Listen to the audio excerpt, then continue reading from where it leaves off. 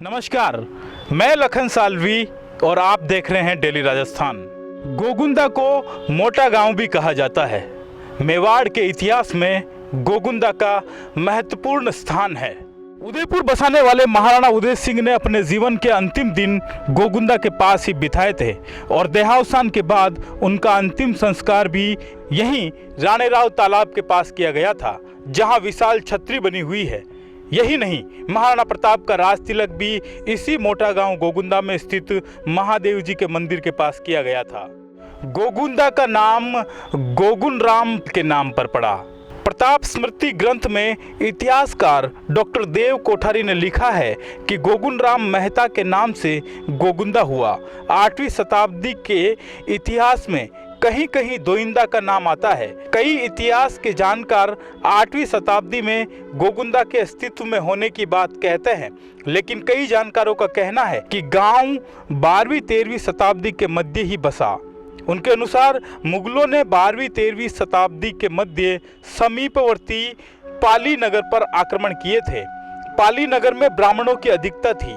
मुगलों के आक्रमण से घबराकर वे लोग पाली छोड़कर अन्यत्र चले गए।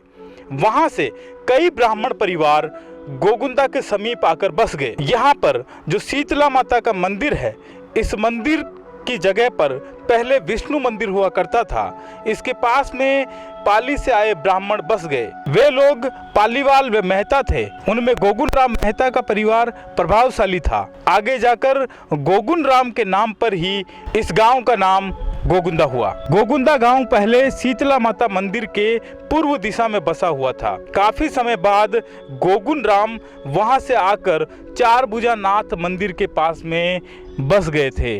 धीरे धीरे जो परिवार शीतला माता मंदिर के पूर्व दिशा में थे, वे भी चार भुजा के मंदिर के पास आकर रहने लगे। पूर्व सरपंच करण सिंह जाला बताते हैं कि कुछ वर्षों पूर्व राष्ट्रीय राजमार्ग संख्या 27 का जब निर्माण हुआ था, तब शीतला माता मंदिर के पास में खुदाई के दौरान कई अवशेष मिले थे, जिनमें जैन मंदिर की और जैन धर्म से संबंधित कई प्रतिमाएं मिली थी। महादेव जी की बावड़ी का मुंह भी मंदिर की तरफ है, जो इंगित करता है कि पहले गांव शीतला माता मंदिर के पूर्व दिशा में बसा हुआ था। यहाँ पर कई रीति रिवाज और कई परंपराएं हैं। गोगुंदा का गणगौर का मेला भी काफी प्रसिद्ध है। राजा रजवाड़ों के समय में गणगौर शौर्य की प्रतीक मानी जाती थी। उदयपुर के महाराणा सज्जन सिंह के समय में कोटा की प्रसिद्ध गणगौर को छीन कर लाने की चुनौती दी गई थी।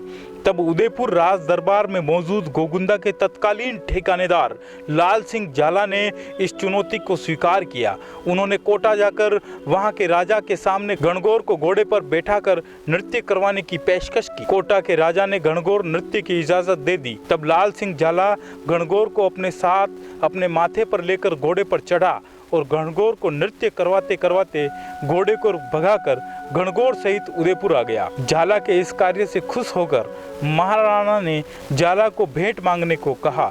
तब जाला ने कोटा से लाई गई गणगौर को भेंट में मांग ली और गोगुंदा में गणगौर की सवारी निकालने की इजाज़त भी मांग ली।